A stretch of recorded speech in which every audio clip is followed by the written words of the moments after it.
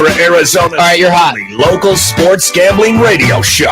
Take the Points. Powered by the Sportsbook at CAZ Sports Bar in Casino, Arizona. Your home for uncensored sports betting opinions, analysis, and advice. The guys have you covered for all the games. Now, take the Points on Fox Sports 910 and the iHeartRadio app. NFL free agency starts on Monday, and of course, the NFL gods have blessed us with some breaking news to start the program off. Welcome, everybody. Take the Points, the only and first sports betting show in Arizona. I'm Jackson Groff, joined in by the fill-in host. Anytime Mike Gross and Mike Bauer on vacation, we call this guy in, and I love doing shows with him. Ben Garcia, he's the producer of The Drive here on Fox Sports 910, as well as an up-and-coming sports broadcaster host of the Ben Garcia Show. You can follow him on Twitter at Garcia Talks, and he sure loves to talk, Mr. Ben Garcia. How you doing today? Don't do me like that. Don't do me like just because we're friends doesn't mean you got to do me like that. Your name is Garcia Talks. Every single time I bring you on, I always bring it up, but I love having you on the show. But we got to start out with breaking news. A trade, the first NFL trade. The Broncos are trading wide receiver Jerry Jeudy to the Cleveland Browns in exchange of a 2024 fifth and sixth round pick. This is courtesy of Ian Rappaport. Ben, your thoughts? Jerry Jeudy going to the Browns. Just on the top of my head, they've got Elijah Moore. They've got Amari Cooper. Jerry Jeudy might fit in a role as a number 2 or number 3 wide receiver, maybe excel in that offense. Your thoughts when you heard the news? Yeah, immediately I just think, okay, it's a buy low situation for the Cleveland Browns. And also, it's just one of those things where, you say buy low, but I am still a little surprised that the Denver Broncos got a 5th and a 6th round pick out of Jerry Jeudy, a guy who really good on the routes, has underachieved in Denver. Maybe it's just a change of scenery for him. Overall, you're just trying to stack the offense for Deshaun Watson, who's been less than ideal ever since he got that contract. But overall, it doesn't hurt. And if you have the cap space to make it happen, Jerry Jeudy hasn't been paid. I think it's overall a good move for the Cleveland Browns. Yeah, what's going to be interesting about Joe Flacco, him being free agency, where he'll end up. I mean, Deshaun Watson, he's got another target there in the slot. Jerry Jeudy played 16 games last two seasons, He had around 54 catches, 758 yards, not bad, 2 touchdowns. You definitely want to see more production from Jerry Jeudy. But we'll get into more NFL free agency, the odds. What are the sportsbooks saying? What are our thoughts? We're going to talk Arizona Cardinals because, again, there's so much talk with the NFL draft, how many picks they have, how much cap space they have. They got 3 times the amount of cap space they had from last season to this year. We'll talk about all that. We'll talk about the Phoenix Suns and the Celtics. Big game tonight. The opening odds for the Celtics and the Suns matchup. Celtics favored by 5.5. Some sportsbooks have it at 4.5. Not surprised here. Celtics battling a little 2-game losing streak there, Ben. And you're going to get into the next segment more about Jason Tatum, but just your overall view on this game. Suns, 2-game winning streak. Grayson Allen coming in hot, and the Celtics, a tough loss against the Cavs, almost came back against the Nuggets, and they decided to give it to Tatum in the corner for a 3, which I'm sure you'll talk about in the next segment. But Suns, Celtics, great matchup. You got the Celtics, the number 1 seed, and the Suns trying to make their way in the top 4 in the West.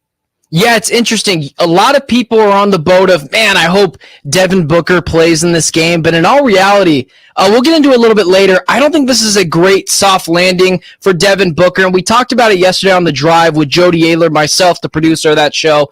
This just might be a game where after beating the Denver Nuggets, you kind of afford yourself to have a little bit more time to bring Devin Booker back. A big game going on tonight. The Celtics, if they lose tonight, that script will kind of flip a little bit for them, in which last week they beat the Warriors by 50 points, and everyone's praising Jason Tatum, praising Jaylen Brown, praising the Boston Celtics. But overall, in all reality, if they lose 3 straight to the Nuggets, the Cleveland Cavaliers, and now the Phoenix Suns, people are going to start to turn on them. So I think it's a great matchup. I can't wait for it, and we'll talk about it more in the next segment. Yeah, I saw Colin Cowherd talking about it too, about the Celtics style and how dominant they are in the 3-point line, and how, hey, we're going to always have someone, we're always going to have 4 or 5 guys that can shoot the 3 from the outside. And I think Chris Bouchard said, well, if it works, people are going to follow them, but if it doesn't work, people are going to, abandon that kind of method with Joe Mazzulla. So interested to see how the Suns on the perimeter are going to face up against it. I got to mention the over-under total because both teams like to shoot the ball. both teams, at least the Suns, defensively have been kind of so the over-under total is at 221.5. I kind of like the over on that game. Just some early thoughts. But we look at the college basketball side of things. For those who have some bets on early, Arkansas up 6 against 16 Alabama. They're up 42-36. The opening lines, Ben, had Alabama favored by 14.5. This is a team in Alabama, number 16 in the country. They're talented offensively, but they cannot get things going on the defensive end. Marcus Sears, he's got 13 points here in the first half. But we got a lot of college basketball games on today. The Final Four is in Phoenix. You got 6 Iowa State at Kansas State about to tip off, 10 Creighton at Villanova. But the afternoon games, 14 Kansas at 1 Houston, 14 Kansas. They have an opportunity. If they lose today, have their 8th loss in the Big 12, they'd be 10-8. They're a talented roster, but they're not having a lot of depth. Number 1, Houston continues to roll. 15 Kentucky against 4 Tennessee. And then last but not least, 7 North Carolina at 9 Duke. Duke favored by 5.5 in that one. One of the greatest rivalries, I think, in all of sports, UNC Duke. When you look at rivalries, Ben, which ones stick to you when you look at college basketball? Are you much of a college basketball guy? You've been following it? Oh, yeah, I love college basketball. It's been tough this year. It is. I've probably watched, and people don't like to admit this, but my whole brand is be authentic, be honest. I probably watched the least amount of college basketball this year than I have in previous years, and I used to be a huge college basketball head. But if we're just being honest, the star power just has not been there this year. I know you got Caleb Love over at Arizona. You got Armando Bacot still with North Carolina. Flipowski falling over when people look at him a certain way. I've kept up on it. But overall, when you talk about rivalries, I know you were at Camden Indoor last week, if I'm not mistaken. Yep. That's a bucket list thing, and there's no bigger rivalry in college basketball than North Carolina and Duke. I always think of 2 years ago when North Carolina kicks Mike Krzyzewski and the Duke Blue Devils out of the tournament in Mike Krzyzewski's final game. That still got a sting, and those are the storylines that Duke and North Carolina always have. Love the rivalries. Love it about college basketball. I'll get up to speed by the time the tournament hits. But I'll leave this one to you. How was Camden Indoor last week? Oh, my gosh. It's unbelievable. That's why I think Duke's favored by 5.5. They've been 7-1 since they lost at UNC. There's nothing like it. The fans, I had the chills the entire time, the Cameron Crazies. But stay tuned, folks, in our last segment of the first hour, 11:45. I'll kind of enlighten you to speed on what's going on in college basketball. There's so much parity, but to your point, Ben, you're right. There's not a lot of faces in college basketball that are screaming your name, and I think part of that has to do with the trend of NBA teams wanting to get those freshmen, NBA teams wanting to get those international players, because right now the best player in college basketball is Dalton Knecht. He's from Tennessee. This is a guy, he's a senior, so he's an old-headed guy. He went to JUCO. He went to Northern Colorado. He's averaging 25 points. That's a guy to watch out for, but to your point, Caleb Love, I mean, he's been the guy that's been carrying Arizona. That's a team I worry about, though, because Caleb Love is so dependent at the guard position. They got Ballo down low, but their other role players have just been so inconsistent. And in order to win in March, you've got to be able to have those role players, those guards that can make those threes on the outside and make those free throws down the stretch. So we'll get into that later in the segment or later in the show. But a lot of parity in college basketball. And then the guy from Purdue, Zach Edey. I'm looking at a mock draft right now. They got him in the late second round, and he's one of the faces of college basketball. So that kind of it's insane. It is insane. A lot of parity, and we'll get into that in later in the show about, what do I think about the tiers. I think Purdue's a good team at number 3, but again, we have not seen – Purdue is like the Dallas Cowboys, like the Los Angeles Lakers. They're always praised, and the sportsbooks have them at plus 700 to win the national championship, and then they always lose to some Fairleigh Dickinson or some St. Peter's every year. Yeah, they've first team to lose to a 14, 15, and 16 seed in consecutive years, it feels like. Zach Edey, we were talking about the other day on the show. Jody had asked me, he's like, who would you say the face of college basketball is right now? I'm like, I don't know. I think it's Zach Edey, and he'd be lucky to crack the first round of the NBA draft this year. So it's one of those things where you bring up U of A too. And again, we'll talk about it later, but that's an older team, and that's something you need in March as well. That's why you always see these mid-major schools that go on a little bit of a run, because when you have juniors and seniors going up against very talented freshmen, but freshmen nevertheless that were 6 months ago going to prom, there's a serious thing about man strength, which is why every year you're going to have a Cinderella team, maybe 2, maybe 3, because those are men. Those are guys that probably aren't going to make the NBA. These are seniors. These are juniors. But yeah, we'll get into it later. I'm excited for it. Let's keep it rolling. Yeah, that's why I love the transfer portal, and that's why I love NIL, because it keeps players in college longer for football. It keeps them longer for basketball, which will keep guys like us easier to track these players every single year. Exactly. Stay around for 4 to 5 years. Why go to the NBA and be an undrafted free agent when I can stay in college for 4 to 5 years, improve my game, maybe even get ready for the NBA in 4 or 5 years and make $1 million, $2 million a year, which they just announced, I think yesterday, that the college basketball is going to have an 8-team tournament. The winner gets $2 million in NIL deals for their entire team. So what does that mean for college basketball? You're going to see more of those invitational tournaments happen. But I also think on the college football side of things, because of the 12-team playoff, some of these bowl games, like the Pop-Tarts Bowl, might say, hey, we're going to have the winning team get $2 million collectively, whoever wins this game in NIL. So I think you're going to start to see that in college football too. But we are here at the CAZ Sportsbook in Casino, Arizona. So much to talk about. There's a ton of screens. There's over 150 games. Those that are on the live stream right now. This is one side of the sheets. Here's the back side. There's 4 pages, long, extra large pages here of all the college basketball games. If you're a gambling, sports bettor yourself, you want to come out here, they've got kiosks, they've got people that you can talk to. And I know some of the old heads love having their cash and bringing them in and kind of, talking to someone about their picks, maybe getting advice and maybe just handing them the cash and getting a ticket, just a live ticket instead of having it on your phone. You can do that here at the CAZ Sportsbook in Casino, Arizona. But coming up, we're going to break down Celtics Suns tonight. What do the sportsbooks think? What do we think? What are the best props to bet on? All that and more. This is Take the Point, Fox Sports 910. Take the Points, powered by the Sportsbook at CAZ.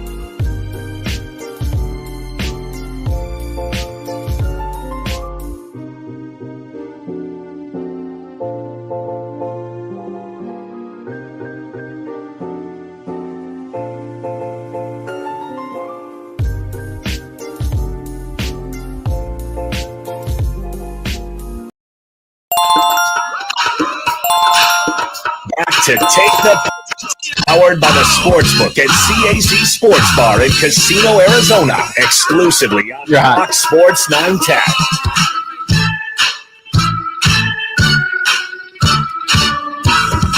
That's right.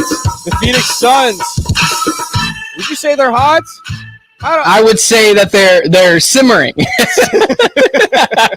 I would say they are simmering. Okay, I like that. I like that analysis there from Mr. Ben Garcia. We're here at the CAZ Sportsbook in Casino, Arizona. Welcome back in. Take the points. Jackson Groff. But let's talk about it. Boston Celtics and the Phoenix Suns, 6:30 tonight. The over-under is at 226.5. I mean, the Celtics favored by 5.5, which I understand. Home court advantage isn't really a big thing in the NBA unless you're in the Denver Nuggets. And the elevation, I guess you would say, would you agree with that? There's not a whole lot of home court advantage in terms of NBA. Whereas college, it's been home court advantage the entire season.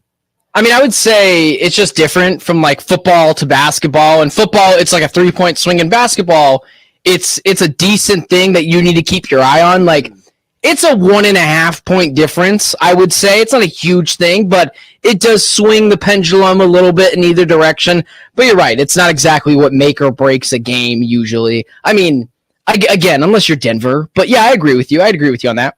All right, let's talk Celtics Suns. What sticks out to you about the Celtics team? Look, I mean, they're the number one team in the East. Everyone says they're the best team in the NBA, 48-14 on paper. Porzingis, Drew Holiday, Jason Tatum averaging 26.8 points. But these last couple of games, man, when it's down the stretch and they need someone most, you do question why they always go to Jason Tatum versus Jaylen Brown, especially when he has 40-plus points against the Nuggets the other night.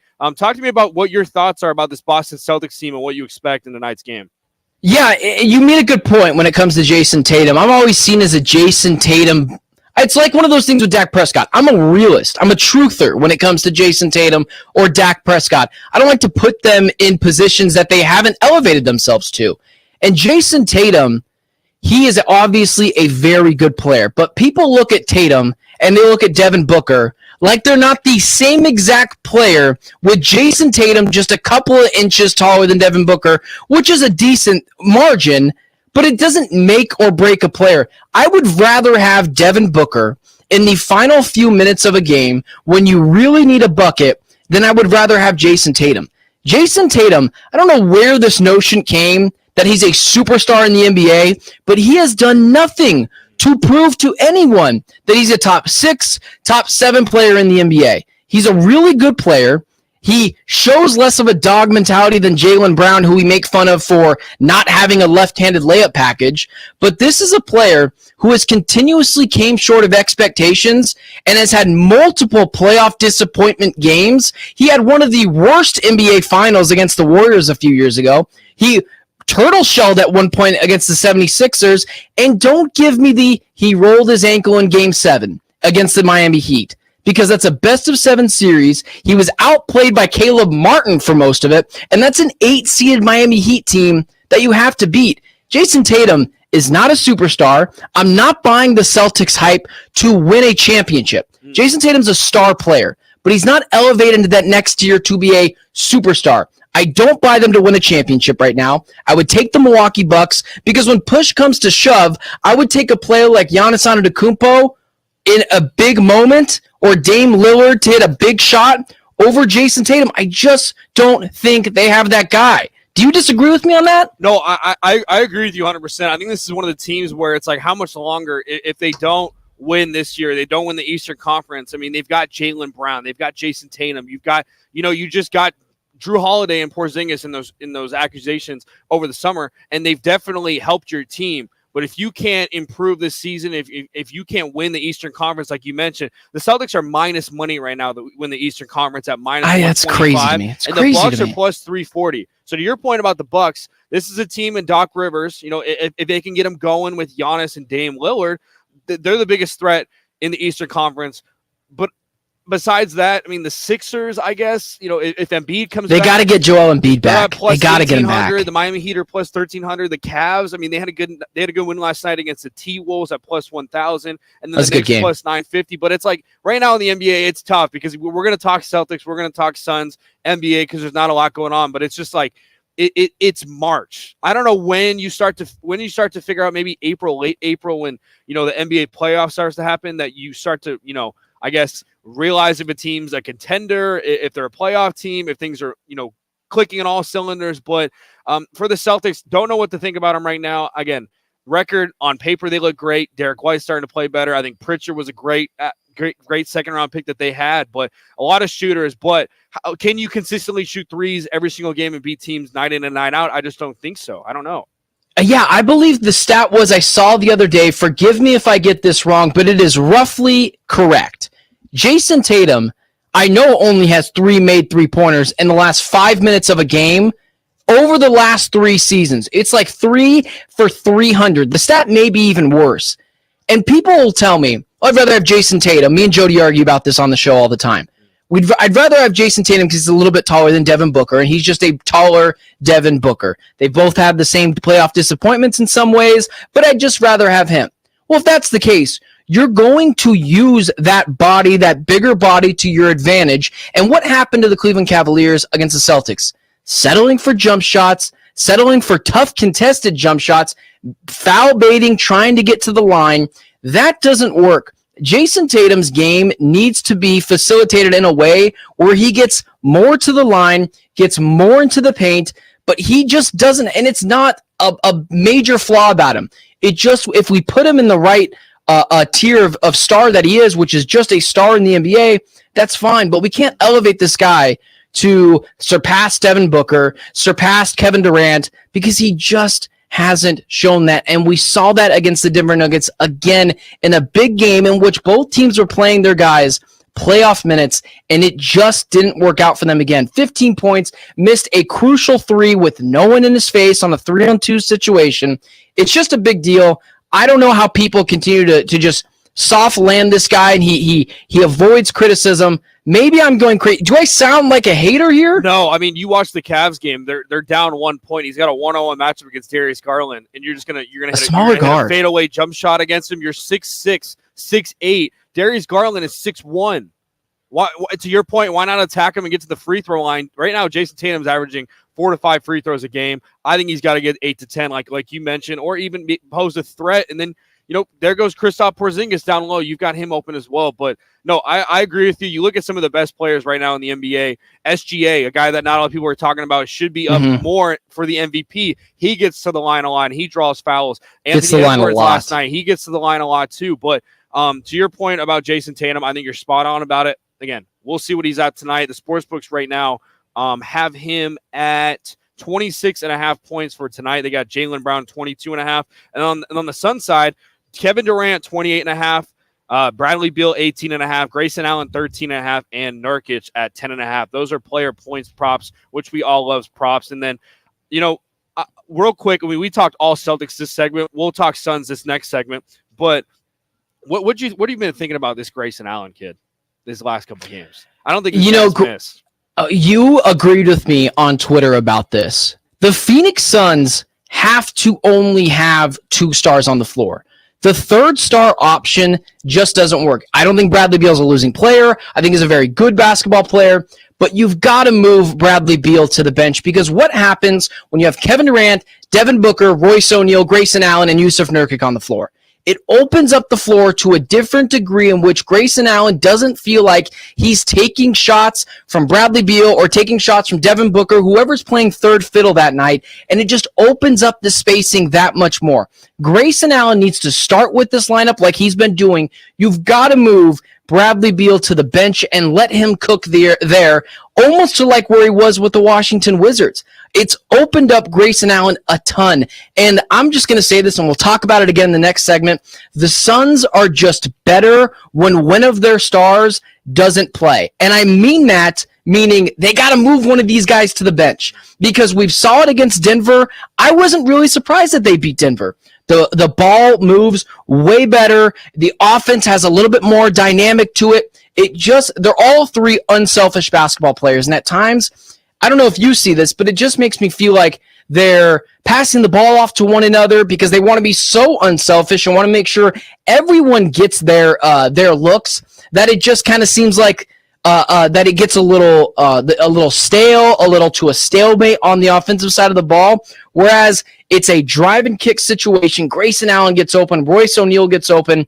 I just think this team is better when there's two stars on the floor, when it's not 5 minutes left to go in the game, just in a regular game sense, when there's just two stars on the floor, not three. I just feel like it moves better. Am I crazy? No, you're spot on there. I think the biggest thing, I'm loving to see with the Phoenix Suns, and we're going to talk more of Phoenix Suns. On the Phoenix Suns side of things, what do they need to do tonight against the Celtics? But their chemistry and the selflessness that you're starting to see from guys like KD and from Beal, getting Grayson Allen out early in the first quarter. Second quarter, you start to see Bradley Beal going. Third quarter, maybe a little more Bradley Beal, Kevin Durant, and then Kevin Durant to close it out. And with a guy like Grayson Allen who's making a lot of threes, and he spoke on this too, you've got a pick and roll situation with Kevin Durant, Grayson Allen. Who are you leaving open? You're not going to leave Grayson Allen open, who's made 7 threes in the first quarter. And then you got Kevin Durant as well with the one-on-one matchup there. So we're going to talk more Phoenix Suns perspective because the Boston Celtics coming into town, best fourth quarter team. They don't turn the ball over a bunch. And the Phoenix Suns have had some fourth quarter issues. They've had some turnover issues. Is that a lack of point guard? Is it a chemistry thing? Is it a Frank Vogel thing? What do we think about the Phoenix Suns, their chances to win tonight? We're going to talk about that next. You're listening to Take the Points, the only sports betting show in Arizona. We'll be right back. Fox Sports 910. Take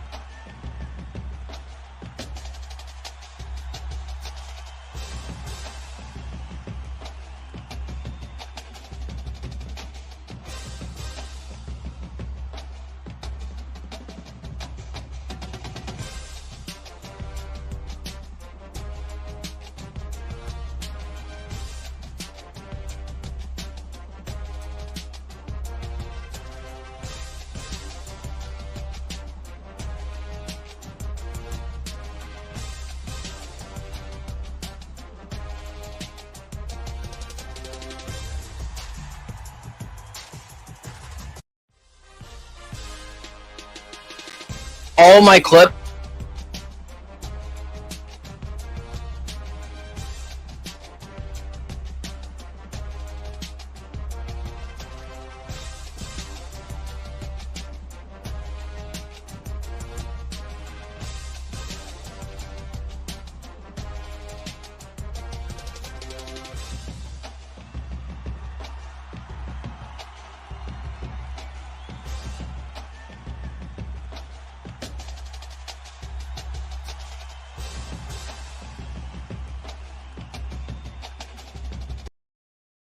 Back over to you. You're hot. Sports Bar in Casino, Arizona, exclusively on Fox Sports 910. Well, for those who bet on the Arkansas 16 Alabama game, you got to be stressed right now. Arkansas is up 54-48. The spread on that one, Alabama 14.5-point favorites. Their money line was minus 1,250. So if you wanted to win $100 betting on Alabama, you were to bet $1,250 just to win $100.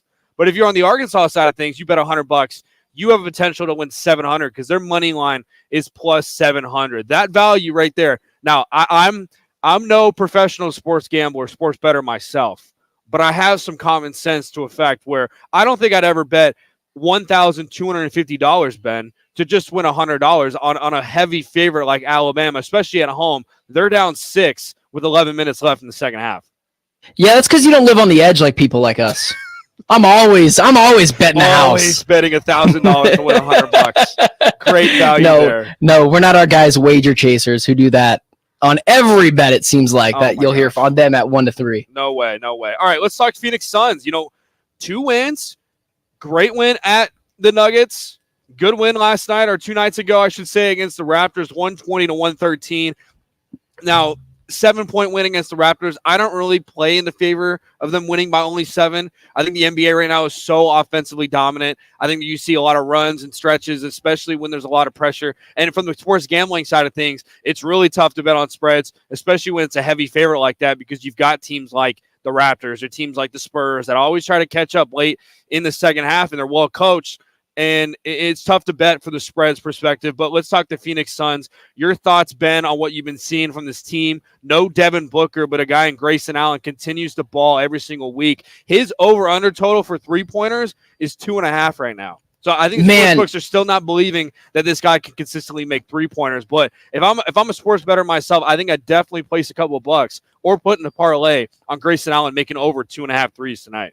Well, it's because they're still disrespecting him. They didn't even invite this guy to the three-point shootout in All-Star Weekend. Instead, we were having Dame Lillard, who had the worst three-point percentage out of all those players, but then he won. He ended up winning it. So I went ahead and backed off my Damian Lillard slander over Grayson Allen for that weekend. But yeah, no, Grayson Allen has been just a huge key contributor to this team, and it just goes to show you, like we talked about it before, the offense just moves better. There's more fluidity when there's a guy in Kevin Durant and or Devin Booker or Bradley Beal on the floor. You can't take Kevin Durant off the floor. He's 6'10". He's really long. You need that size. He's probably the best defender out of all those 3 guys. If you just send Bradley Beal to the bench and you have Devin Booker and Kevin Durant on the floor together with Royce O'Neal, with Grayson Allen, with Yusuf Nurkic, all in the starting lineup, the ball just moves so much better. And I know Frank Vogel doesn't have the quote-unquote basketballs to put these guys in the position that they need to do. It's trying to be radio-friendly here. It doesn't have the basketballs to put these guys where they need to be, because that takes a guy with really big basketballs to move Bradley Beal to the bench and put those 2 guys in the starting lineup and just allowing Bradley Beal to cook with Kevin Durant on the floor, with Devin Booker on the floor, because when it's just 2 of them, it just moves better. Grayson Allen gets better shots off. The drive and kick. This team is so much better when they just have 2 stars on the floor, not 3. They're all way too unselfish to take the game over at times. It's like one of my biggest criticisms of Kevin Durant. Let me ask you this, Jackson. Do you have the same issues I do with Kevin Durant when in just sometimes he's obviously the best player out of those 3? He just refuses to take over games. Is it unselfishness? What do you think? Yeah, I mean, Charles Barkley said it. He needs more leadership. He needs more dog mentality, I guess, that kind of, pissed off attitude. for Kevin Durant. I guess to your point, yeah, I'm starting to see that, but it's tough to say when this guy continues to score 28, 30 points, 35 points every single night. So I don't know how much more scoring you want to see. Maybe you want to kind of see that more spread out, not towards the fourth quarter when he takes over games. But I'm loving what Kevin Durant's doing with the ball right now. He's starting to have less turnovers recently, starting to assist more to his guys like Nurk or, O'Neal baseline, or Eubanks had some good shots late. But overall, to your point about Beal going off the bench, the hypothetical lineup with Devin Booker as the point guard, I like. You'd have Kevin Durant, you would have Grayson Allen, Royce O'Neal, Nurk. And then you've got guys like Eric Gordon who can be that point guard in the second team with Beal coming off the ball. And then you got Bol and Eubanks. That sounds like a pretty good 9 right there from that standpoint to look forward to for the Phoenix Suns if Beal goes off the bench. And I'm not saying reduce his minutes, but I mean, if you're Frank Vogel, you got to be tired of all these big 3 guys getting hurt every single week. I mean, especially Bradley Beal. 29 games he's been out this season, and he's a great scorer, but you need him. I mean, you traded for him. You got him in the offseason, and I just think maybe they just need to get him on the court more. Yeah, the Toronto Raptors game, I promise this is going to go somewhere. The Phoenix Suns winning that game by 7 points? I think it was 120 to 113 in that game. What I saw in that was a team that, it's like the Pittsburgh Steelers a few years ago. They consistently play up or play down to their opponent. The Denver Nuggets, they're going to play up to the Denver Nuggets, so we can get to how good of a matchup they are with that team in particular later. But people got really frustrated with the Suns in that Toronto Raptors game. For me, it was just so much, guys, they just don't take this team very seriously. They were never in danger of losing this game. They just wanted to, and it's a trap game too. They have the Celtics coming up on Saturday. The Suns were always going to win that game. And let me just ask you this.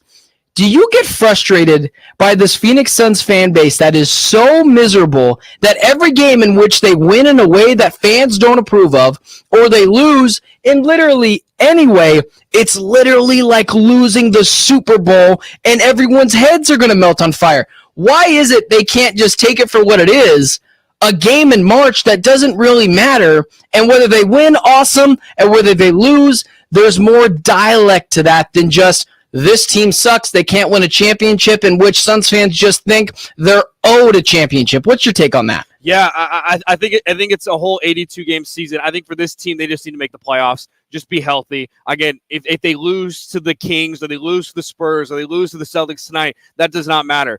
Be in the playoffs. Because you look at the standings right now in the Western Conference, and you said this on Twitter too. The Thunder at 1, the Timberwolves at 2. Good talented teams, good young teams, no playoff experience. You've got a lot of playoff experience and championship experience with the Phoenix Suns team. And you're telling me that if you play the Thunder round 1 in a 7-game series with Kevin Durant, with Devin Booker and Bradley Beal, you're definitely going to give them a run for their money.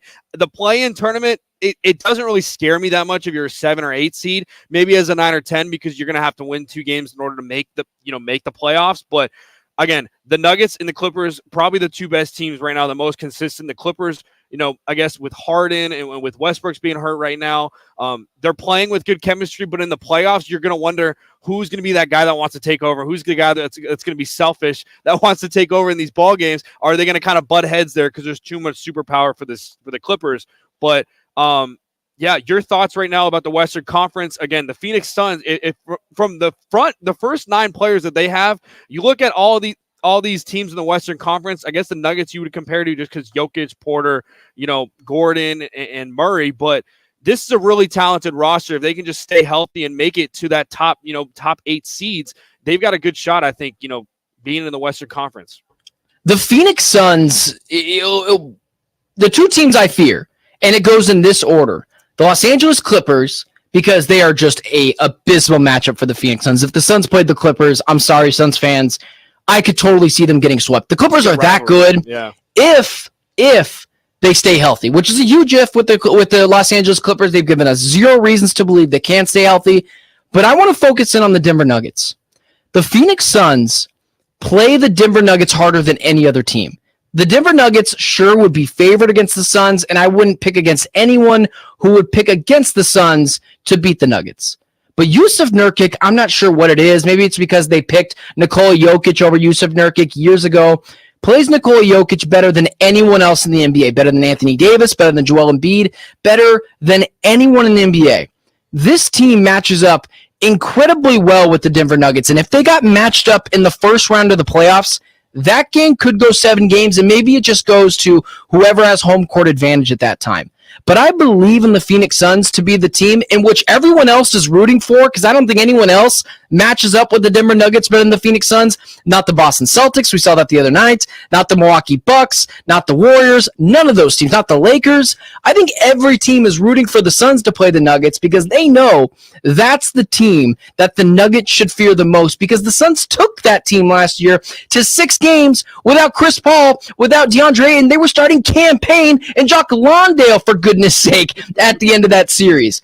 I don't think the Suns fear anyone except for the Clippers, and I think if they played the Nuggets in that first round, which could obviously happen, I like the Suns' chances a little bit. What about you? Yeah, the Phoenix Suns right now, the sports books have them plus 900 to win the Western 1 minute, Conference. but take your time. Followed by the Timberwolves, who are at plus 1,300. The leaders in the clubhouse for the Western Conference, they got the Nuggets at plus 180, followed by the Clippers at plus 240. Thunder plus 700. So the sports books have the Thunder over the Suns in the sports book. From that standpoint, in the NBA Finals, they got the Phoenix Suns at plus 1,600. So I agree with you. I think the biggest thing this year that we've been always wanted is a knockdown 3-point shooter in Grayson Allen. Like, when you have so much star power, either 2 guys or 3 guys on the court, it felt like last year the corner 3 was always open. And you were relying on guys like Josh Okogie, Damian Lee, Ish Wainwright to make those open shots consistently, and they couldn't. Now you've got guys like Grayson Allen. We've seen Eric Gordon make some threes at some point. And then you've got a dominant big in Yusuf Nurkic. All the things we wanted in DeAndre, and who's more talented than Nurkic. Nurkic is doing right now, and he's staying healthy. That's the biggest key there. Lastly, for the Phoenix Suns, tonight at least, I like Grayson Allen over 13.5 points. I like him over 2.5. I think he's going to continue to roll in the first quarter there. Phoenix Suns, Boston Celtics tonight. It'll be on ABC. I'm excited to watch that game. But coming up, we're going to talk about spring training. Our guy Ben Garcia, give us an update. Will give us an update about spring training, about what's going on in the MLB. It's kind of, the forgotten sport right now, just because there's so much going on with college basketball, the Final Four, with March Madness. The NBA is starting to trend up. NHL playoffs are coming in a couple weeks. So we're going to talk about that next. Ben is going to give us a little insight on the spring training. And this is Take the Points, Fox Sports 910. Take the Points, powered by the Sportsbook at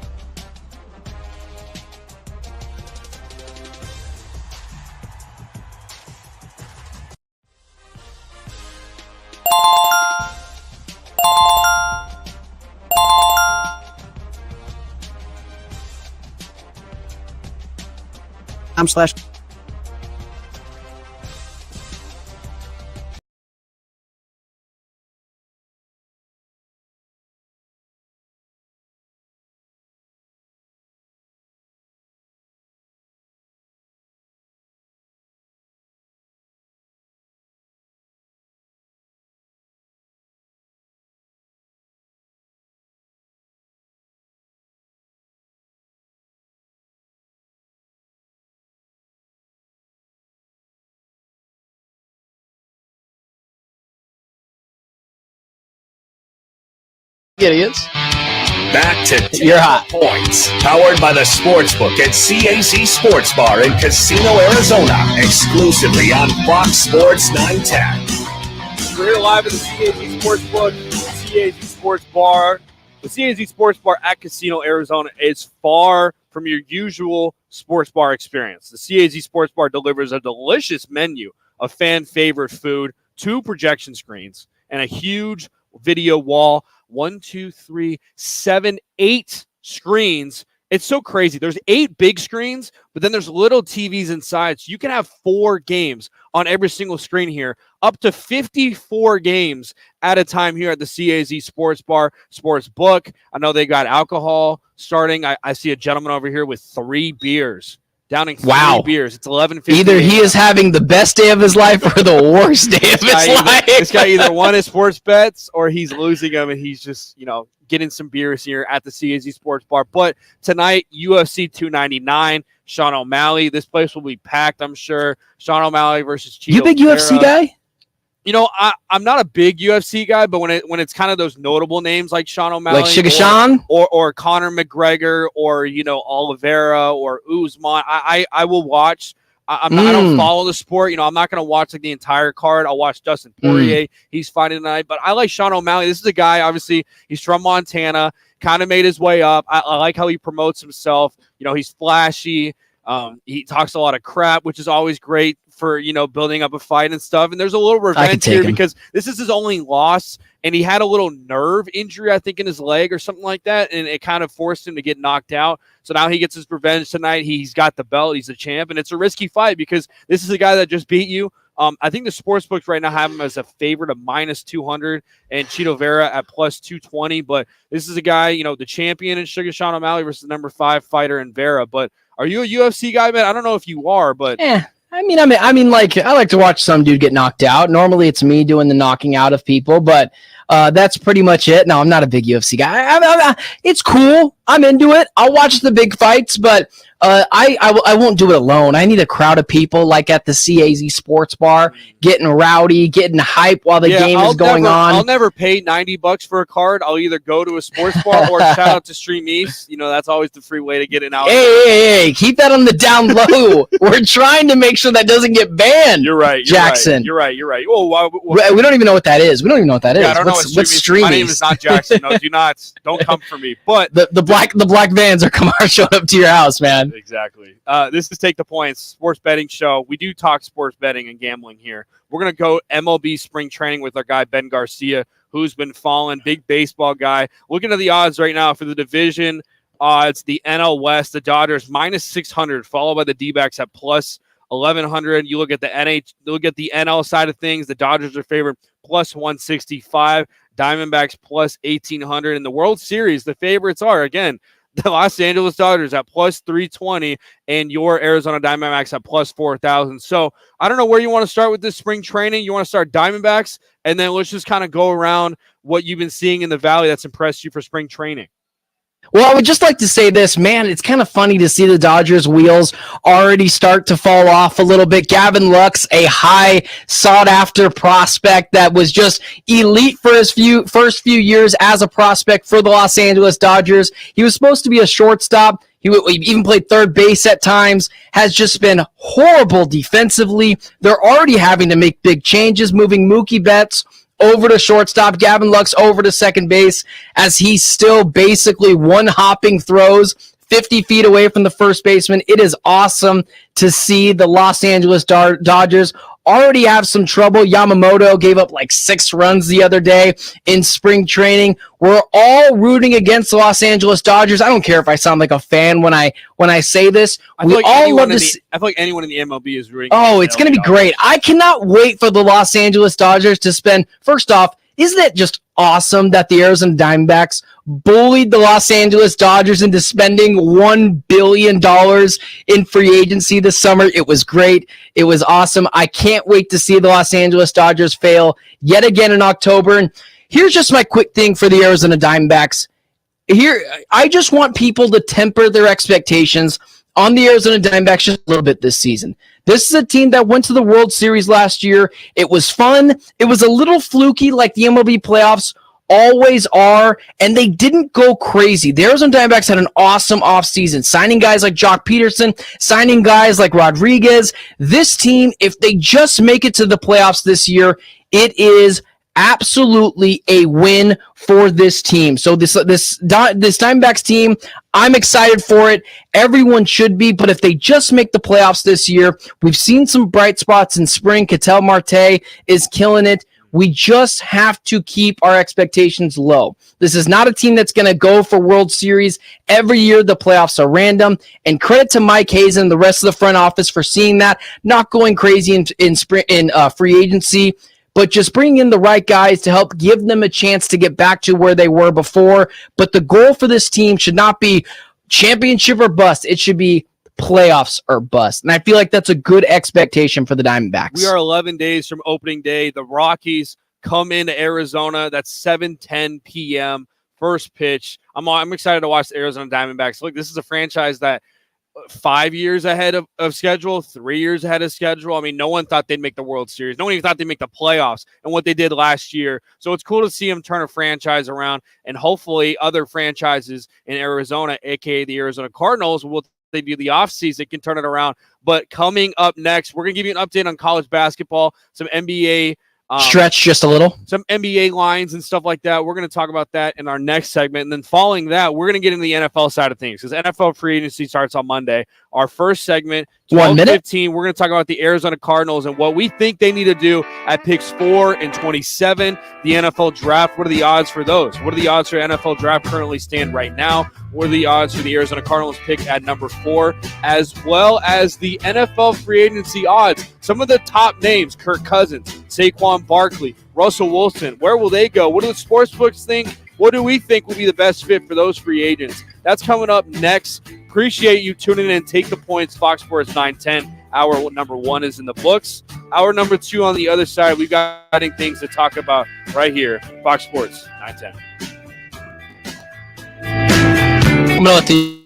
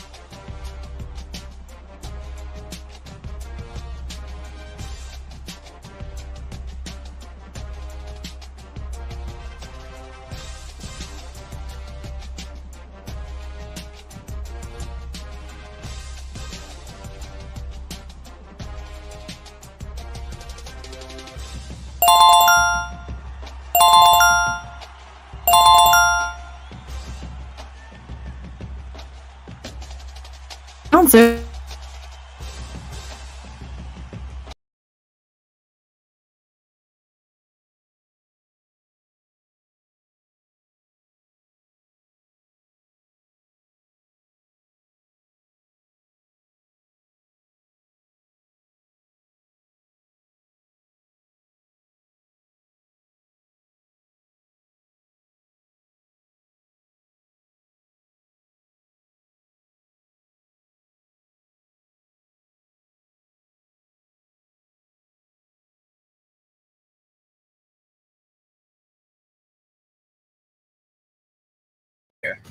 Now, take the All right, you're hot. Fox Sports 910 and the iHeartRadio app. Hour number 2, Phoenix, Arizona. It's a beautiful day out there. 70s, great golfing weather. Now with daylight savings time, you don't have to change your clock. Shout out to Arizona and Hawaii, the only states that never have to do that. I actually had, when I went to Montana for college and they told me about this daylight saving thing, I'm born and raised in Arizona. It's one of the most crazy, I agree with you, dumb things that America does, setting their clocks back. I remember being at a college party, and when it hit 2 a.m., my phone, when it hit 11:59, it went to 1. It didn't go to 12. It went to 1 because our clock's set back. Now, forward, I think. Did I say that right? They said forward? I don't know. I'm American. I'm stupid. I don't know. We're in Arizona. You think I know what daylight savings time is? No, I don't. We don't need daylight saving here in Arizona. It's the stupidest thing ever. And is this the year where we're done with it? They passed the bill. I think that we're done with daylight savings, or is it another year? You mean Congress did something that makes sense? Good job, Joey B. Subtle shots here. We're a sports talk radio show, not a political show there, Ben. But, no, I mean at all of them. I hate them all. What do you mean? Okay, fine. Who's the Republican leader? Good job, buddy. True. Good job. I hate them all. Hate them all. I'm voting for you for president. Hey, I'd be a hell of a president. But let's talk college basketball. The scoreboard right now: Arkansas, Alabama, 16 Alabama. And again, I have some bad news for those who bet on Alabama. It looks to be Arkansas is about to upset 16 Alabama. If you had a parlay with Alabama, heavy favorite at minus 1250 money line. They were a 14.5-point favorite at home. They just lost 70, or they're about to lose. 1 minute left in the second half. 72-65 right now. Arkansas is up in a massive upset. Arkansas plus 700 money line. And that's what's great about college basketball. It's all about runs. College basketball is all about turn me down just a little. And, you look at Arkansas right now, looking at their three-pointer, they're 18% from three-point. They're 3 of 16. But the biggest thing here is their free throws, 19 of 21. They're 44% from the field. And, big upset for Arkansas. Heading into the SEC tournament, there might be one of those teams that they need to win the tournament flat out in order to make a chance to go to March Madness in the NCAA tournament. But that's just one of the many games in the slate of games right now. 12 p.m. about to kick off, or about to tip off, I should say. 6 Iowa State at Kansas State. Kansas State, one of those bubble teams right now. A quad 1 win against Iowa State is what they need. They're a 3.5-point underdog against Iowa State at 12:30. 10 Creighton, a 1.5-point favorite at Villanova. If I had to say one of my best bets of the day, Ben, I think it's got to be Creighton at Villanova. Villanova, again, one of those bubble teams, but I think Creighton's one that you'll start to hear in the Final Four if they have the right region, whether they're in region with a Purdue or kind of a weaker region. I think they're one of those teams you got to look forward to coming out of that, because they've got veteran leadership. They've got a good coach in McDermott, and I think they've got the guard play, either the 3-point shooting, the free throws, and they've got a good defensive team as well. I'm really high on Creighton. Interested to see how they do in the Big East tournament. Right now, they are the second favorite odds to win the Big East behind UConn. Yeah, let me ask you this really quickly. If you had to pick a team right now for who you would take to win the tournament, you know what? Ooh. That's too easy. Give me your 4 Final Four teams. Wow. Just obviously the West, the Midwest, the East, the South, all that aside for just a second. Where do you see like 4 teams that you would pick? Just your 4 best teams, because we don't know who's going to get the 1 seeds. We anticipate UConn, Houston, maybe U of A.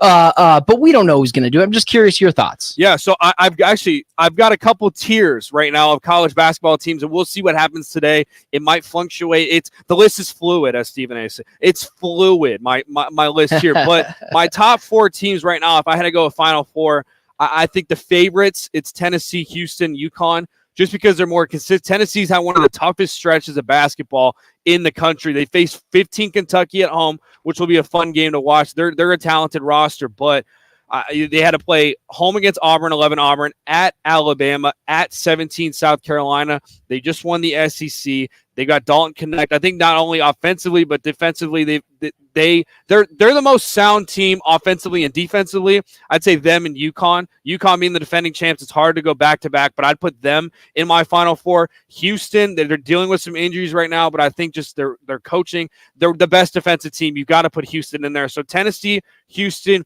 UConn, and my fourth team. I'm gonna keep talking. I'm gonna sneeze. I'm gonna put the Duke Blue Devils as my fourth team, and here's why. The team starts to play well. They're 7-1 right now.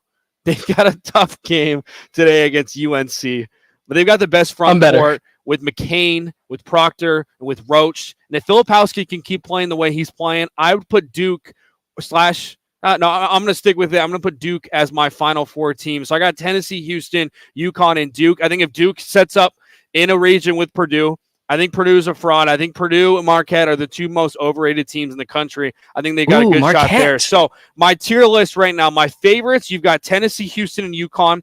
My contenders are not favorite, but when healthy, seeing them at their peak, I think they could play well and potentially be a favorite and make a good run. I'd put contenders Duke, Baylor, Kentucky, Creighton, and UNC. My ascenders, the teams that aren't really contenders or favorites, but they're ascending to make in that tier 2, I'd put Kansas, Arizona, and Iowa State. Kansas dealing with injuries right now with McCullough. They've only got they got one of the best starting fives in the country, not a lot of depth, but if they're all healthy, I like Kansas. Arizona on the same thing. They got Caleb Love. They've got Bala. They've got Larson, but Larson and Johnson have been inconsistent. They can stay consistent. They're not a three-point shooting team. They're trying to be a three-point shooting with Tommy Lloyd. I like them. Iowa State. They've got a tough game today against Kansas State. They'd be my ascenders list. And then this next tier of teams is the teams I just don't know. They're up and down. They either have really good coaches. They've got a lot of height.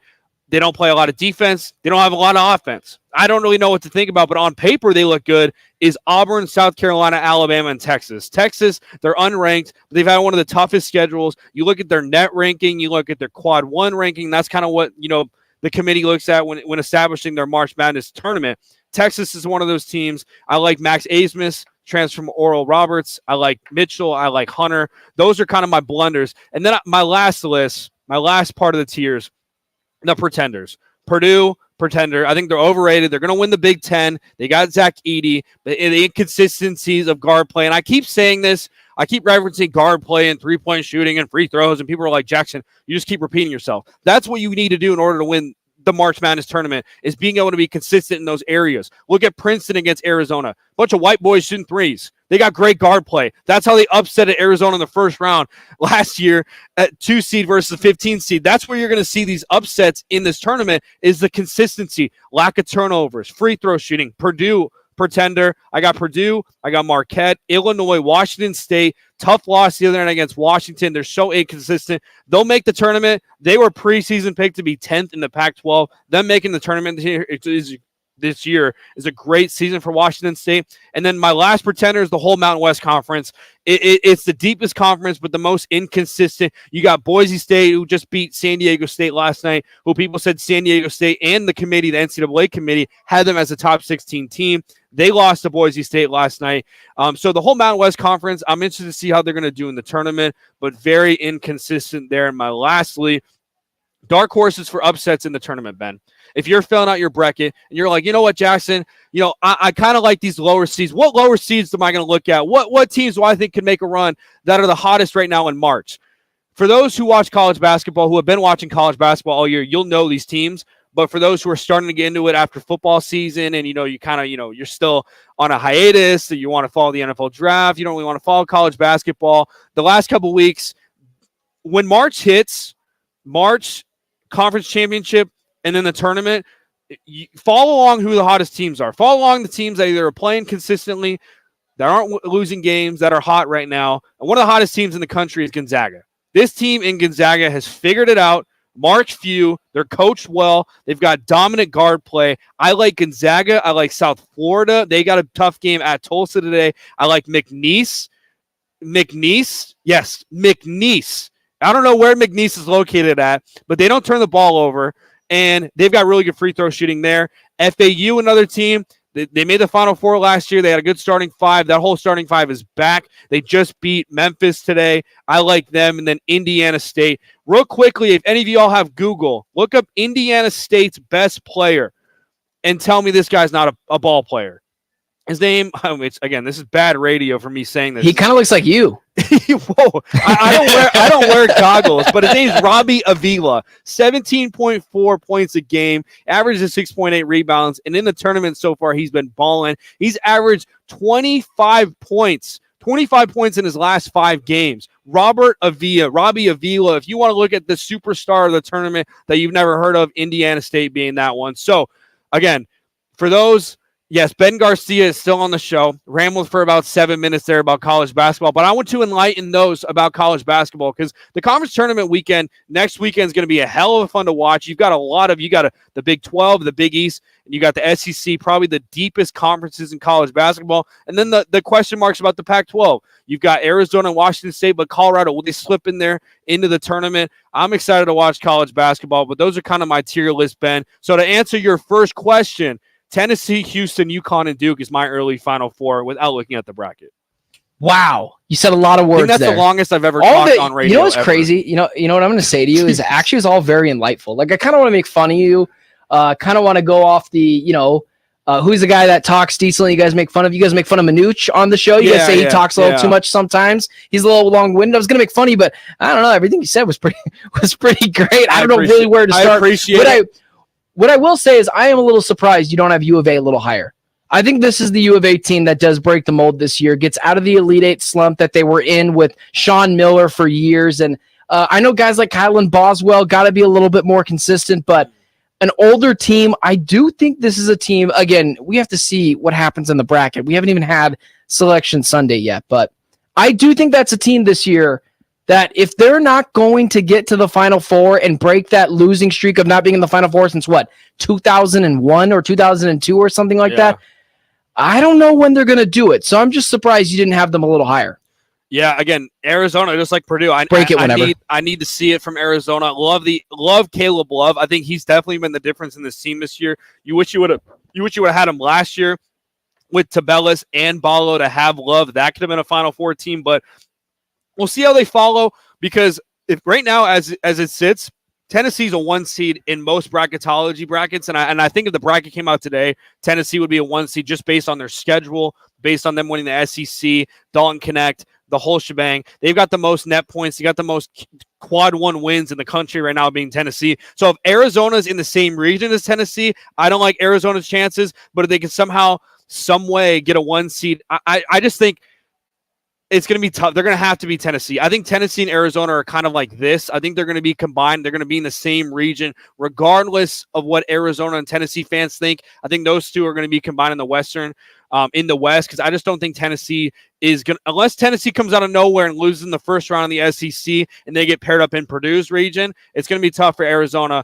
to win the Final Four. But lastly, we'll put a bow on college basketball with this. The national champion odds right now, they've got UConn favored at plus 500, Houston plus 700, Purdue at plus 700, Tennessee plus 1,000, Arizona plus 1,200. So if you feel like Ben and you think Arizona can win it all, put a couple bucks, put $10 on Arizona to win it all at plus 1,200, and you'll win $120. Creighton, another interesting one, at plus 2,500, and I had Duke in my Final Four plus 2,300. Arizona's odds to make the Final Four are plus 240 as well, if you think they're going to make the Final Four. But a lot of college basketball talk there. I need to catch my breath, because next segment, we're going to talk about Arizona Cardinals. What do we think they need to do in the NFL draft? What impressed us last week in the NFL Combine as we transition to pro days? What are their needs? Do they need to go more focused on the free agency route? What do they need to go more free agents? Do they need to go more towards the NFL draft route? I'm going to stop talking. We're going to let Ben break it all down next segment for us. And I'll give my thoughts, too, about the Arizona Cardinals. That's next. Take the Points, Fox Sports 910. Good stuff, man. Hey, I'm going to pee real quick.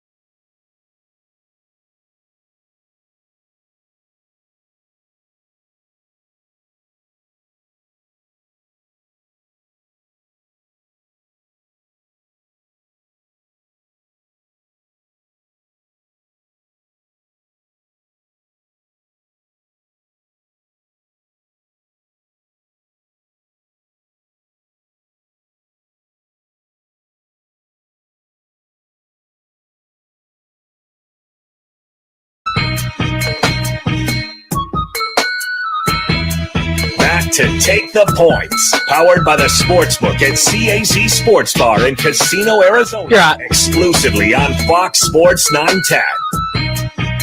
Welcome back in. Take the Points, Fox Sports 910.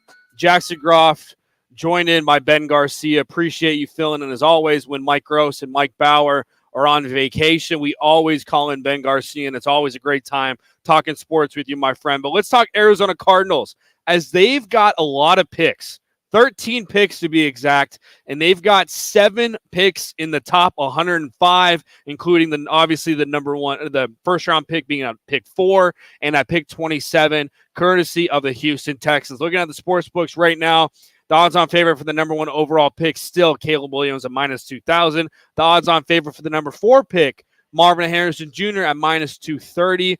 Marvin Harrison Jr. odds are starting to slip a little bit for picks 2 and 3. 3 at plus 430. Most sports books think that Jaden Daniels or Drake May is going to be at that 3 spot there. But I ask you, Ben, from the NFL draft perspective, what are the should we start NFL draft, or you want to go to free agency first? Let's go to free agency, because I kind of feel like we all know what we want them to do with the 4th overall pick. 27th one is where we can debate and have a little bit more fun. But yeah, let's go to free agency. Let's talk free agency, Ben. It came out early this morning. John Winfuss, I think I said his name right, ESPN sports writer for the Arizona Cardinals here in the Valley. Josh Winfuss. There we go. Arizona Cardinals are going to focus on defense as free agency approaches, and he's reporting that Christian Wilkins is one of those names that would come on the horizon, but they're just not sure how much to pay for him. He's a high priority for Arizona that he's reporting, but he may command more than expected. And you look at some of the the projections of what he would get annually, what he's worth, and they've got him almost at $20 million annually. So I ask you, Ben, should the Arizona Cardinals go after a guy like Christian Wilkins, or should they expand other places in free agency? If so, what areas? Well, of course they should go after a guy in Christian Wilkins. Defensive tackle is a prime position. It's almost underrated in some senses, because you got guys like Aaron Donald and Chris Jones that if you have, literally ruin games for the other team. We saw Tom Brady. The only way that you could kind of get to Tom Brady and make life uncomfortable is coming through the pocket, through the middle, pushing those offensive linemen, collapsing the pocket. That is like one of the biggest things for Tom Brady and a lot of these elite quarterbacks, that it was just tough. We saw Brock Purdy in the Super Bowl look kind of pedestrian because Chris Jones is wrecking it up. So, yeah, of course, the Cardinals should go after a guy in Christian Wilkins, but I wouldn't be surprised if they get out of this running pretty quickly, because you remember a couple of years ago when the Cardinals got a guy in Jordan Phillips that was coming off of, if I'm not wrong, similar to Christian Wilkins, a 9-sack year, and then he was a complete dud and bust for the Arizona Cardinals. So I think they'll get priced out pretty quickly of Christian Wilkins, and there was a really good analogy made earlier this week on The Drive. This NFL season is going to look a lot like the NBA season, the year in which the salary cap got lifted a ton. And then this year, the NFL salary cap got lifted a ton, if I'm not mistaken, by $30 million. We saw guys like Timothy Mozgov, Luol Deng, shout out to the Lakers out there giving out horrible contracts because no one knew how to really manipulate the cap then. Since then, they figured it out. But I think this year, and again, we talked about this on the show earlier this week, you're going to see those guys with this cap going up like crazy get exorbitant amounts of money, just massive overpays. And I don't think the Cardinals are in that market. I do think that they're going to spend money, and I think they should spend money. We saw how abysmal this defense was last year. But I'm not exactly on board on bringing Christian Wilkins in or Chris Jones in,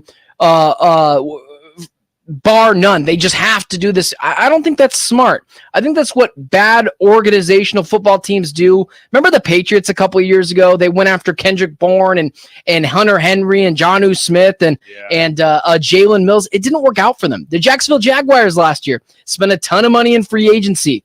Didn't make the playoffs. Free agency is fool's gold. Cardinals fans, I would rather the Cardinals be cautious and be frugal with their money than just go out willy-nilly and spend a ton of money on Christian Wilkins. Sure, they should be in on it, but as always, the price needs to be right for the Cardinals. Otherwise, you're just throwing money at the wind. What do you think? I think Christian Wilkins would be, I want him personally because not only what he does on the field, he's a dominant force up the middle. We haven't seen a dominant defensive tackle in the NFL. Aaron Donald obviously being one, but what Christian Wilkins does, I love his personality off the field. I think he'll kind of bridge fans and players together. He's a leader in the locker room, and that's what they kind of need on the defensive side of the ball. But it's gonna be interesting. I think $51 million in cap, I think it gives more room for money to cook. You kind of want to maybe get those second tier guys. Like I'm looking right now, maybe like a Leonard Williams or a Sheldon Rankins or a DJ Reader, some of those second tier guys that you've seen prove it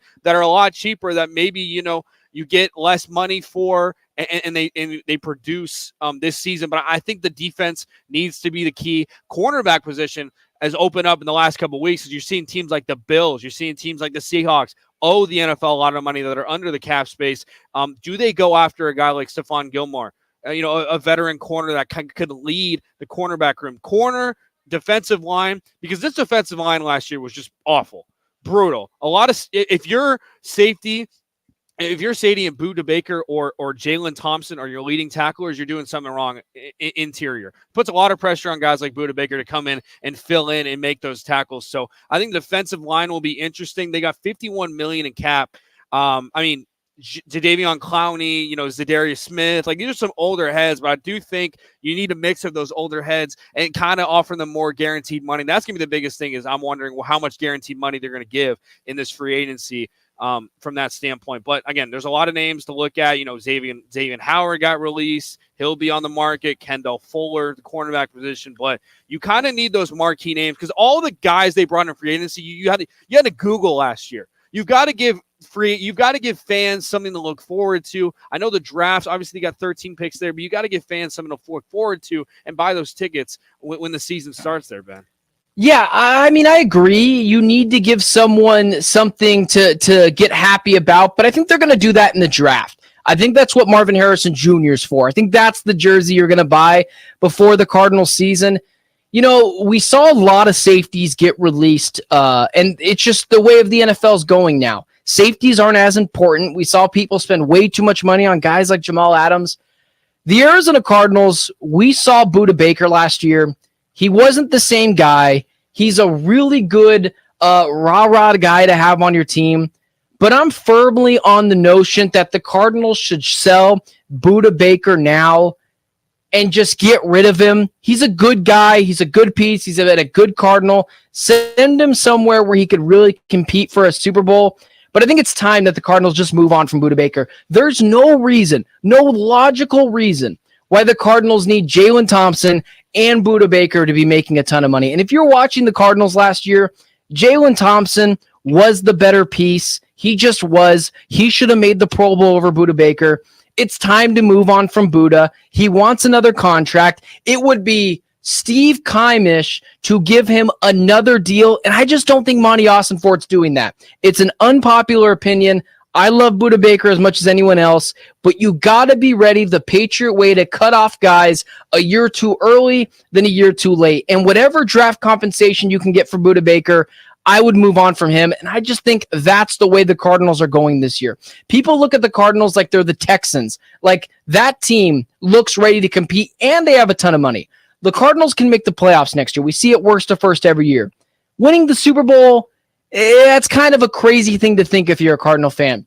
They need to make that next step, incremental steps like the Texans, like the Lions did, and cutting Budda Baker, finding some mid-tier free agents. I think that's what the Cardinals need to do this year. Yeah, and some ones that can fit break it when you're ready. Teams and some offensive, some players. I guess I would say that Petsing, knows that they can fit in their offense, like some of those mid-tier wide receivers that are on the market, maybe running backs too. But I agree with you. I think they need guys that can fit in. But Budda Baker, I'm kind of puzzled by because, again, he's a great locker room guy, great leader. But what you saw from him last year was an underwhelming year. Did not deserve a Pro Bowl. I agree with you. But we need to see more out of Budda Baker. But you need that leader. You need that face. I think at least for another year, you got to keep him until maybe a guy like Kyler Murray becomes that face here in Arizona. Again, it's uneasy decision, but I think one of the benefits for Arizona right now is the only real question marks for them would be DJ Humphries. Do they keep him or let him go? But they don't really have many contracts that they have to deal with on top of free agency, which is kind of a great timing piece for Arizona Cardinals right now, because you don't really have, should we keep this big name or not? Marquise Brown, I'd say, would be that question.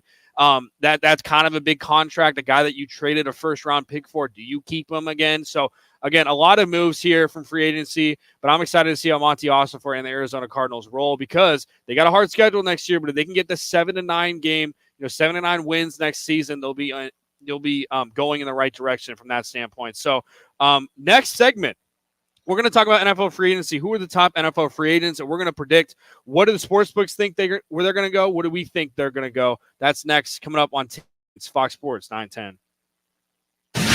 Take the points. Powered by the Sportsbook at CAZ Sports Bar in Casino, Arizona, continues next on Fox We're Sports off, right? You're not free iHeartRadio app.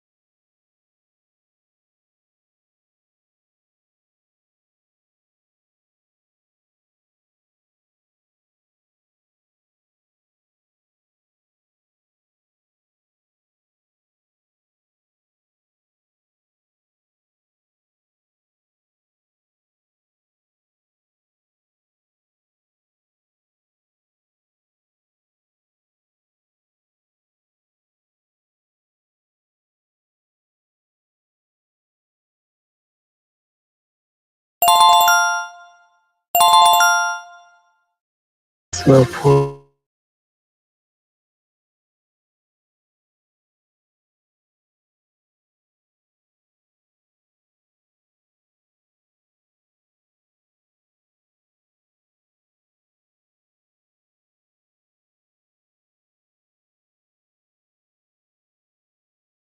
CAZ Sports Bar in Casino, Arizona. You're hot, low bro. Exclusively on Fox Sports 910. A few more segments left in the show. Appreciate you listening, watching on YouTube and Twitter. We are streaming at Fox 910 Saturday on Twitter, as well as Take the Points on YouTube. Well, NFL free agency starts on Monday, Ben. And I thought it'd be fun that we look at some of the odds for those top NFL free agents, where we think they're going to go, because it all starts on Monday at 1 p.m. And let's start out with the number one free agent available, which I don't know if it's crazy that he's Hollywood Brown. No, not Hollywood Brown. I know. Most people have Kirk Cousins as the number one free agent. Oh, yeah. But it's so. Sorry, I thought you were asking me. No. It's just it's kind of weird to me, because yes, he's a good quarterback, but if he's the number one free agent, does that kind of tell you that maybe this is a kind of a down year of NFL free agents? I mean, there's not really any of attractive ones. If we're too busy talking about Kirk Cousins and Russell Wilson as the top two guys on the market, is that? I don't think Russell Wilson. I don't think Russell Wilson's up there. I think Russell Wilson is just.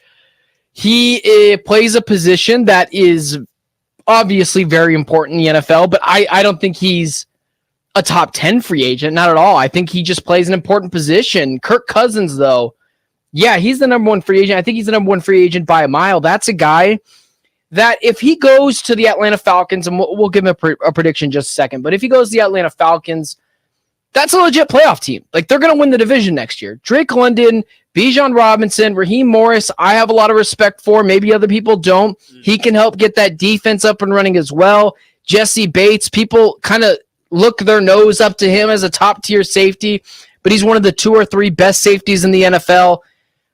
Yeah, I mean, I love Kirk Cousins. I think he's a really good quarterback. Now, we don't mistake him for a Super Bowl winning quarterback. We don't mistake him as a top 8 quarterback, but I think it's fair to say he's in the top 10 to 12 conversation of quarterbacks. And with the importance of the position, yeah, I would make him the number one quarterback. And if you're asking me for a prediction, I do think he goes to Atlanta. Why in the world, if you're Atlanta, would you pass up on Kirk Cousins for Justin Fields, a proven quarterback, and a quarterback that has only proven that he's not an elite, even mid-tier quarterback in the NFL? Am I crazy? No, yeah, I think, and you've got an older owner in Arthur Blank, starting to get a lot older. Yeah. I mean, he's like 82, 83 years old. I think they're in the position not to a spring win now. chicken. The Falcons, a new head coach, and Raheem Morris, a defensive-minded coach, first year. What you saw with the Texans last year, too, they've got a lot of money with the Falcons. They got Bijan Robinson.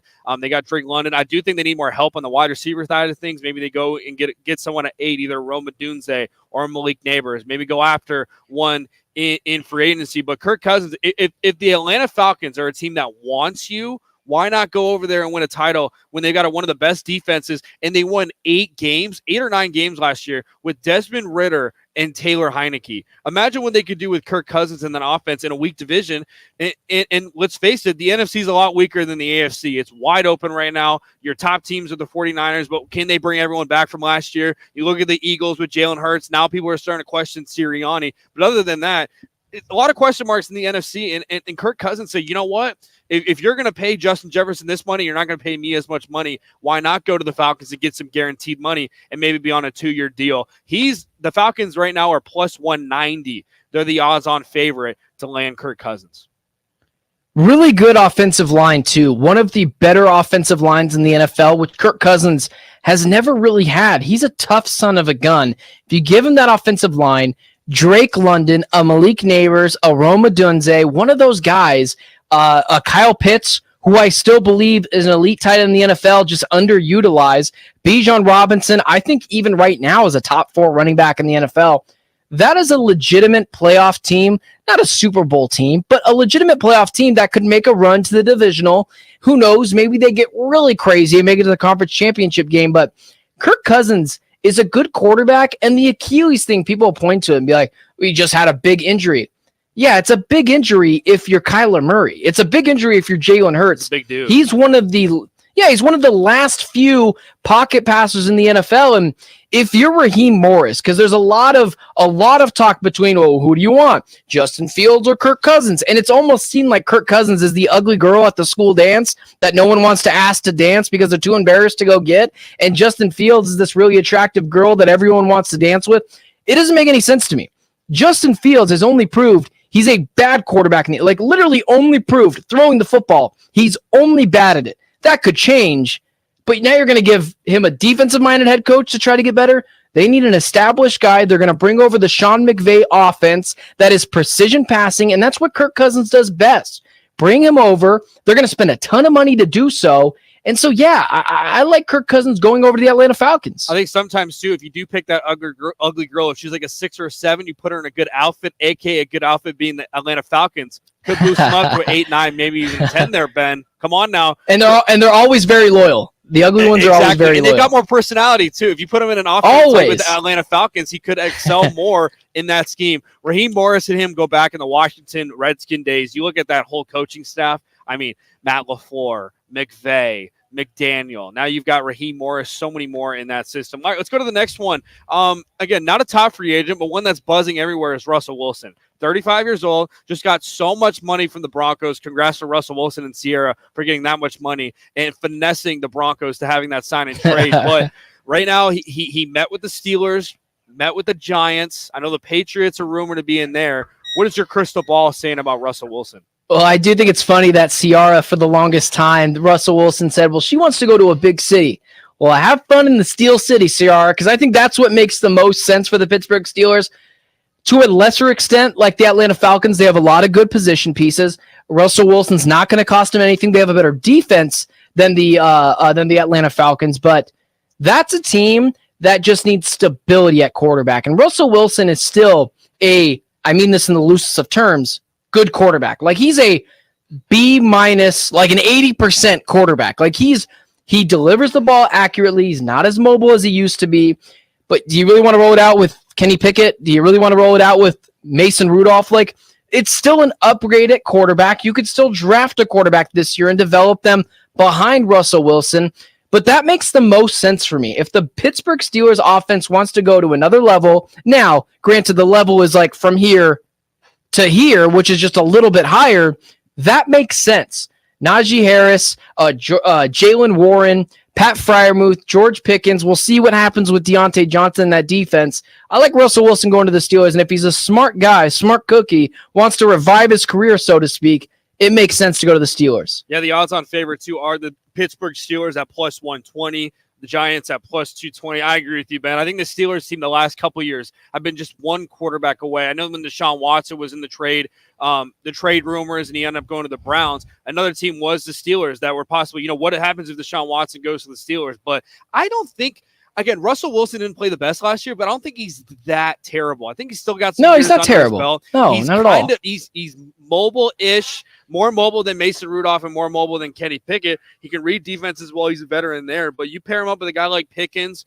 Deontay Johnson, I don't mind him walking. I think they need more help on the receiver side. Again, they could go draft there, or they could go in and 1 minute whenever you're ready. Boyd. But I think it makes sense with that stout defense. And then you think about years coming on to Minka Fitzpatrick and TJ Watt and starting to pay those guys again. I think he's a great fit with the Steelers. Lastly, last guy we got to mention, I think the running back free agency is probably the most interesting position in my opinion, because the running back position last year was undervalued, and you got all these running backs screaming that we need $15 million a year. So I'm really interested to see which team is going to jump on which free agent first and how much they're going to pay for him, being Saquon Barkley. I think Saquon Barkley would fit perfectly in the Texans. I think the Texans got the money for him. They got CJ Stroud. I'm not saying a long-term contract, but maybe give him a 1 year, I don't know, $10, $15 million with some guaranteed money there. I think Saquon Barkley and what he did last year for the Giants carried this offense with Tommy DeVito and all their 15 quarterbacks they had with Daniel Jones. But I like Saquon going to the Houston Texans. They're the odds-on favorite at plus 600. Plus 600, yeah. The Chargers and the Bears follow them at plus 1,200. What are your thoughts about Saquon Barkley going to the Texans? I have no problem paying a running back a decent amount of money or a good absorbent amount of money. I really don't have a problem with it. Here's the caveat. I don't have a problem with paying a running back, a good running back, an elite running back, good to elite money if you have a quarterback on a rookie deal. I wasn't against what's his name? Jonathan Taylor. I wasn't against Jonathan Taylor getting paid because Anthony Richardson's on a rookie deal, so you're not paying him anything, which means you have an abundance of money to just give away to a really good running back. And what better way to help out your rookie quarterback to develop than giving him an elite run game? I'm not against it at all. If you have a Kyler Murray or an elite quarterback or a quarterback that's on a second contract, no, don't waste the little bit of money you have on a running back. But Brock Purdy, rookie deal, give him Christian McCaffrey. You just mentioned it, CJ Stroud.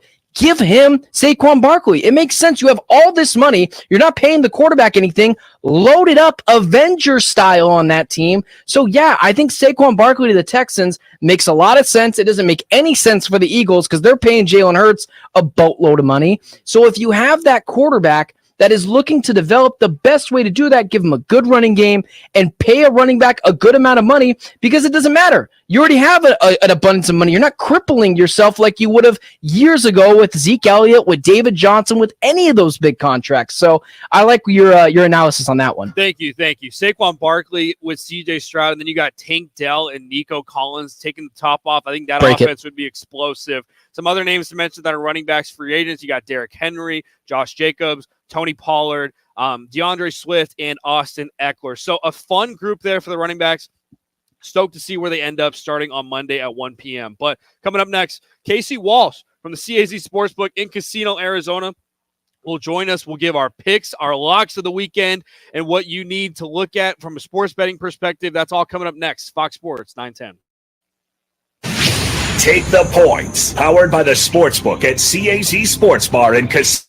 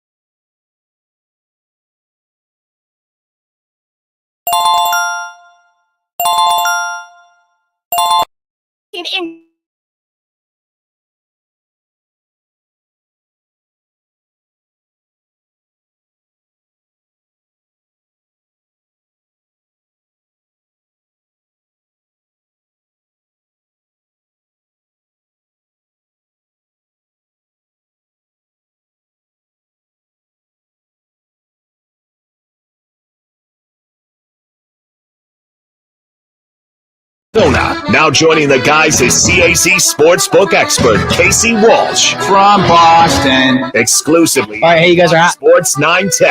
Anything possible! You feel good about the game tonight, Case? Which one? Celtics Suns? Of course. I don't know. The Celtics, man, the last two nights, Cavs blew a 20-point lead. Nuggets, Jason Tatum can't make shots. Stiff. What's going on with the Boston Celtics, man? Well, I'm not a big Tatum guy, so yeah, it was terrible them blowing. He's that not game. a big Tatum guy. Oh, Yeah. I You don't and like Ben Tatum at Garcia. all. You don't like Tatum at all. Give your take on Jason Tatum as a Boston fan. Your Patriots guy, a Celtics guy. They're the number one team in the East. He's the face, and some are saying should be the MVP conversation. And you're saying you do not like Jason Tatum. No, I don't think he's a closer. I don't think he plays defense. The regular season, the NBA is so much different. There's not as much defense, tons of points being scored. He'll score a lot of points, but closing, he's not good. We got Jaylen Brown, who can't dribble with his left, that we're paying $300 million a year to. It's a terrible core, I think. Do you think how do you feel about the Celtics in the Eastern Conference when the tournament, when the playoffs happen? They're the odds-on favorite right now. I think they're minus money to win the Eastern Conference. You feel good about them winning the Eastern Conference and potentially win the NBA Finals? I don't think they can win the finals. I think they can win the Eastern Conference. I don't think that there's really too many strong teams in the East. I mean, the Bucks, I don't think are as good with Lillard there. They lost a lot of defense in Holiday. Obviously, Embiid out, I think, hurts the Sixers. But Mazzulla as a coach, second year, I don't really see him. I think he can get out-coached as well. So let's talk tonight's game. In sportsbook perspective, Suns Celtics. Have you seen more Celtics bets tonight, more Suns bets? Kind of talk about the kind of NBA bets you've been seeing today. So far, it's been all Suns bets in the over in that game tonight. Wow, plus 5.5. I think the money line is like plus 180 or plus 200. College basketball-wise, some thriller games. Alabama comes back down 7 with 1:30 left. They ended up beating Arkansas, which would have been a hell of an upset. We talked about earlier the money line for Alabama, minus 12.50, and the spread was 14.5. They obviously didn't cover that, but any trends you've been seeing for college basketball? I mean, I got the sheet right here in Casino, Arizona, Casey. Front and back, extra large paper, over 150 games on today. Yeah, it's last big Saturday slate of the year, so people are definitely getting in those bets before conference tourneys start next week in the tournament. Talking trends, the big trend has been Minnesota against the spread. At one point, they were 21-3 year to date, and we've just been seeing Minnesota nonstop. The Minnesota Gophers giving some love here in the Valley. All right, guys, let's start with our picks of the weekend. Celtics at Suns. Suns plus 5.5. The over-under total is at 226. Gross is going Suns. Bauer's going Celtics. I'm going to go Suns with the points. I think if a home team is the underdog 5.5, I like them to cover that. What do you got, Casey? I'm going to go Suns in that game as well. Suns. Ben? Yeah, give me the Suns money line to win that game. Absolutely. Whoa. We're not worried about no Jason Tatum, the Boston Celtics, Joe Mazzulla and company, who's been crowned to heights that for some reason I don't really understand. Hey, Casey, I just want you to know, I have no idea why your team is favored to win the NBA Finals right now. We've seen this team continuously come up short. Let's take the Suns, man. Let's take the Suns all the way. All right, let's go college basketball. Arizona minus 7.5 at USC. The over-under is at 162.5. But they're going Arizona. I think I'm going to continue with them. Bauer and Gross I like Arizona to cover this one too. They're hot right now, Casey. Yeah, I like Arizona in the game as well. The team can score. 7.5 seems a little low after that UCLA dominant win. USC kind of trending in the right direction after a big ASU win, but they almost blew that because ASU came back in that first half. What do you like in this one, Ben? Arizona, USC. Yeah, I like U of A to win this game. Of course, with Bronny James to have a 40-point triple-double in a losing effort. But I like U of A if I'm being serious and the points. Arizona State at UCLA. UCLA favored by 6.5. I'm actually going to go ASU with the points. I don't like 6.5 seems like a lot for UCLA. I'm going to go ASU to cover that 6.5. Bauer Gross are going UCLA. What do you like there, Casey? I'm going to go ASU with the backdoor cover tonight. ASU, Ben? I'm just gonna follow Casey here. I'm not gonna try to put any smart genius ideology in the ASU Sun Devils that are so up and down. I got you. All right, let's go to our locks of the weekend. I'm gonna go first. Give me. Ooh, this is tough, but I like this team a lot. Give me Tennessee minus 7.5. I think Tennessee, a tough game against Kentucky tonight. I like Kentucky, but I think them being at home, they're the hot team. Dalton Connect. I like them to cover minus 7.5. Case? Yeah, I'm actually going to go to an extra game, a 6-digit game. I'm going to go Alabama A&M under 132. Alabama A&M under 132. See, that's when you know this guy to my right is an expert in Casino, Arizona, because he's going after games I didn't even know we're on today. Some of those mid-major games, showing love to Alabama A&M. But what a great show it was. Appreciate Ben Garcia for filling in. Take the points. We'll have Mike Gross, Mike Bauer back next week. But as always, 30. Man, it's a fun time talking sports betting here at the CAZ Sportsbook in Casino, Arizona. So much to talk about every single week. We got basketball. We got free agency starting on Monday. Have a great weekend, y'all. Appreciate y'all for tuning in. This is Take the Points, Fox Sports 910.